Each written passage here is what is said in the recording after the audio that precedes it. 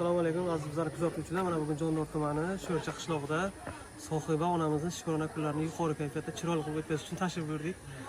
Albatta o'g'illari tomonidan kuzatib turmay, xudo xolasa hammasi yaxshi bo'ladi. Rahmat sizlarga. Sog' bo'ling, omon bo'ling. Assalomu alaykum yana bir bor. Qani agar kayfiyatda yuqori bo'lsa, bitta chiroyli qarsak cho'rab beramiz onajonimizga.